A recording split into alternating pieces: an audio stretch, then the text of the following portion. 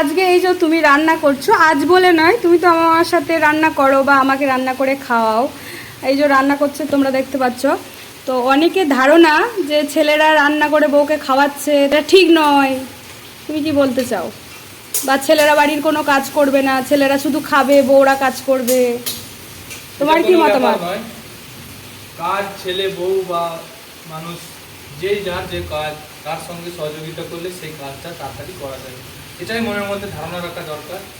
আর একটা মানুষের উপর নির্ভর করলে হবে না, নিজেকেও কিছুটা কাজ করতে হবে। তাহলে কি দুটো মানুষ যদি একটা কাজ নিয়ে থাকে তাহলে কোনো এগোতে পারবে না। দুটো মানুষ যদি দুটো রকমের কাজ নিয়ে এগোয় তাহলে তাড়াতাড়ি সেই কাজটা প্রোগ্রেসটা এগিয়ে যাবে।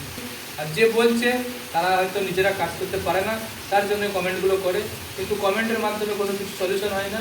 অ্যাকচুয়ালি সলিউশন হয় নিজে করে, যখন নিজের বউকে সেই স্পেশাল ডিশটা তুমি উপহার হিসেবে দেবে, সেইটা খেয়ে যখন সে বলবে যে জিনিসটা খুব ভালো হয়েছে, সেটাই খুব ভালো উপহার তোমার কাছে।